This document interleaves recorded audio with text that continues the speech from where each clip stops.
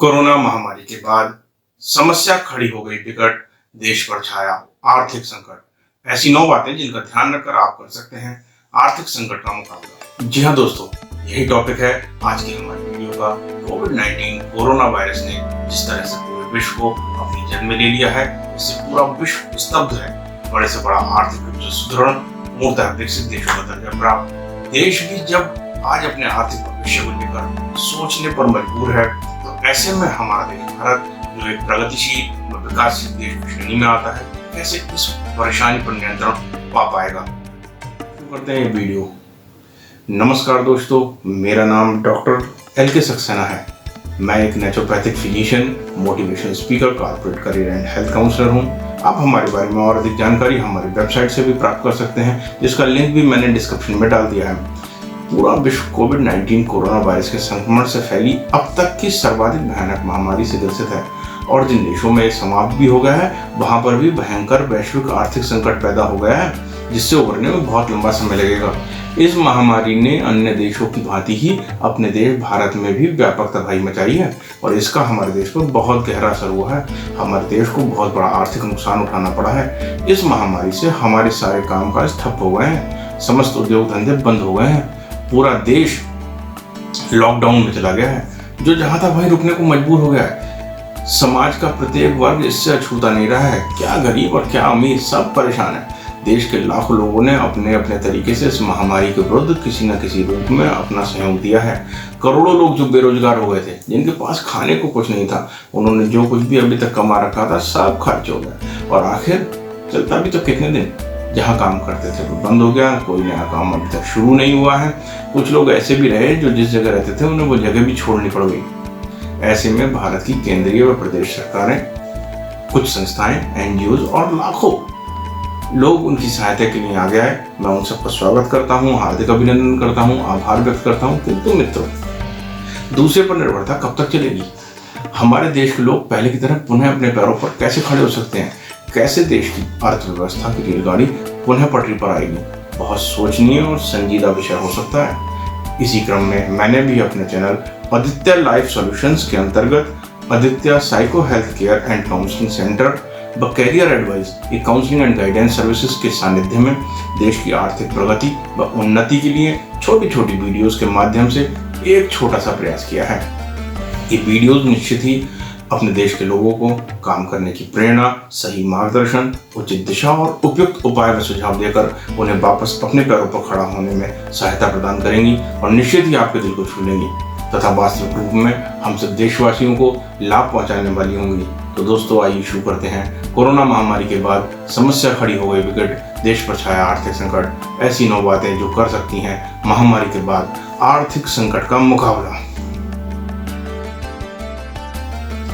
Number 1, मितव्ययता एवं बचत की सोचें। जब कमाई का साधन कम और खर्चे की अधिकता अधिक होने की संभावना होती है, तो मितव्ययता दिखाना अति आवश्यक है। छोटे छोटे खर्चे पर रोक लगाएं। आपने कहावत तो सुनी होगी, आपकी बचत ही आपकी कमाई है। आर्थिक मंदी के इस दौर में अपने बजट का दोबारा विश्लेषण करें, समीक्षा करें और गैर आवश्यक आवश्यकताओं को अपने बजट से बाहर करें। किसी फूड स्टोर या फूड ऐप आदि की यदि कोई सदस्यता भी ले रखी है, उसे समाप्त कर दें। कहीं घूमने का, कहीं आउटिंग का कोई प्रोग्राम बना रखा हो, खत्म कर दें, रोक दें उसे। रोजमर्रा के अति आवश्यक सामानों के अतिरिक्त अन्य किसी भी प्रकार के खर्चों पर तत्काल रोक लगा दीजिए। कभी इससे आपका बजट काफी हद तक कंट्रोल में हो जाएगा और आप काफी हद तक आर्थिक संकट की स्थिति से निपट सकते हैं।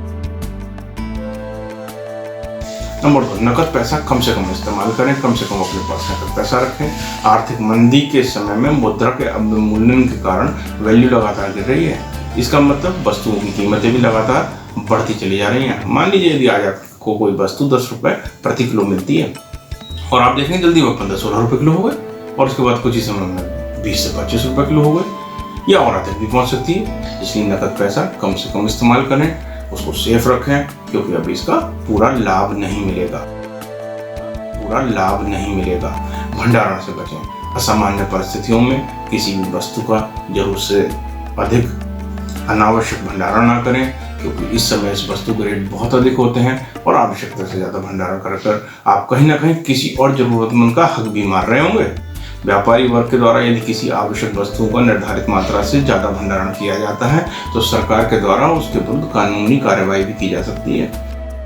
यदि आप किसी पर नौकरी को बचा कर रखें, यदि आप कहीं पर किसी भी कंपनी या निजी व्यवसाय के यहाँ नौकरी भी करते हैं तो अपनी नौकरी को पूरी निष्ठा और ईमानदारी से निभाने की कोशिश करें, वरना आर्थिक संकट के इस दौर में जब नौकरियों में छंटनी की प्रक्रिया जारी होती है, ऐसे में काम के प्रति आपकी जरा सी भी लापरवाही कहीं आपके अन्य साथी को आपसे बेहतर अवसर ना दे दे और अपने प्रतिस्पर्धी साथियों की अपेक्षा आपको अपने कार्य के प्रति और अधिक जिम्मेदार और बेहतरी से प्रदर्शन करना होगा, तभी आप अपनी नौकरी सुरक्षित रख पाएंगे। नंबर 5, स्वास्थ्य बीमा। ऐसे में यदि आपने स्वास्थ्य बीमा करा रखा होता है तब एक दिन अचानक आकस्मिक मेडिकल इमरजेंसी आने पर आपके पास किसी भी प्रकार की हेल्थ पॉलिसी नहीं होने के कारण आप अपनी जमा पूंजी की बहुत बड़ी रकम चिकित्सा संबंधी खर्चों में खर्च करनी पड़ सकती है और ऐसे में आपको अपने बजट पर नियंत्रण रख पाना मुश्किल हो जाएगा। नंबर 6 आता है। नंबर 6, कर्ज चुकाने की प्राथमिकता दें। इस समय में यदि आपके ऊपर कोई भी किसी प्रकार का कर्ज, कोई लोन आदि चल रहा हो तो उसे यथासंभव यथाशीघ्र किस्तों के रूप में चुकाने की कोशिश करनी होगी। और ऐसे में यदि आपकी अपनी नौकरी, व्यापार या हेल्थ संबंधी समस्याएं हो जाती हैं तो उसका भी उपाय सोच कर रखना होगा। महामारी की स्थिति में किसी भी सरकारी घोषणाओं आदि का अवलोकन अवश्य करते रहना चाहिए, क्योंकि ऐसे में सरकार बहुत सारे राहत पैकेज देती है तथा बैंक आदि जहां से लोन लिया गया है वहां पर भी अपनी बात रखकर पर्याप्त सहायता प्राप्त कर सकते हैं। किसी भी प्रकार की निवेश योजना ना बनाएं, यह है हमारा 7वां पॉइंट। महामारी के बाद आर्थिक मंदी के दौर में किसी भी प्रकार का बड़ा निवेश, चाहे वह प्रॉपर्टी संबंधित हो, कमोडिटी मार्केट में हो, शेयर मार्केट आदि या कहीं पर भी हो, ऐसे में कीमत ना करें। ऐसे में कीमतों में बहुत अधिक उतार चढ़ाव होता है। यदि आपने अपना धन कहीं निवेश कर दिया है तो आवश्यकता पड़ने पर आपको ना तो इसका कोई खरीदार ही तुरंत मिलेगा और ना ही कोई उचित लाभ मिल पाएगा। नंबर 8, इमरजेंसी फंड की व्यवस्था। किसी भी वजह से आर्थिक संकट की दिशा में अति आवश्यक खर्चों के हिसाब से कम 6 महीने का अग्रिम फंड आपके पास आपके सेविंग बैंक अकाउंट आदि में अलग से सुरक्षित होना चाहिए, जिससे कि विपरीत समय आने पर आपको अपने आवश्यक खर्चे हेतु व्यर्थ में परेशान ना होना पड़े। नंबर 9, तनाव से मुक्त रहें। तनाव मुक्त रहना हमारे मानसिक स्वास्थ्य के लिए बहुत जरूरी है। खास तौर से महामारी के बीच तो हमारा स्वस्थ रहना और अधिक जरूरी हो गया है। स्वयं और अपने पूरे परिवार को मानसिक रूप से स्वस्थ, सुरक्षित और मजबूत रखने के लिए हमें सकारात्मक गतिविधियों को अंजाम देना होगा। घर का माहौल भी सहज, सरल और खुशनुमा होना चाहिए।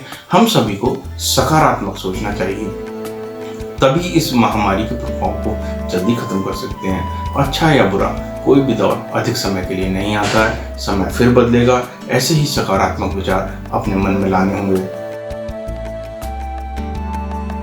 तो दोस्तों, कैसी लगी आपको आज की हमारी ये वीडियो?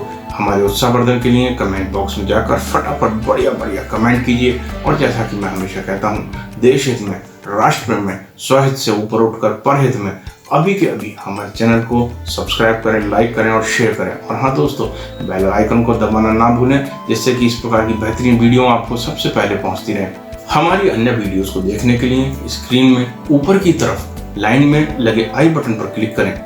दोस्तों, हमारा पूरा विवरण हमारी वेबसाइट पर भी उपलब्ध है, जिसका लिंक नीचे डिस्क्रिप्शन में भी दिया गया है। किसी भी विषय या समस्या के समाधान के लिए हमारे दिए गए नंबर पर उपलब्धता के आधार पर अग्रिम अपॉइंटमेंट लेकर आप व्यक्तिगत काउंसलिंग भी प्राप्त कर सकते हैं।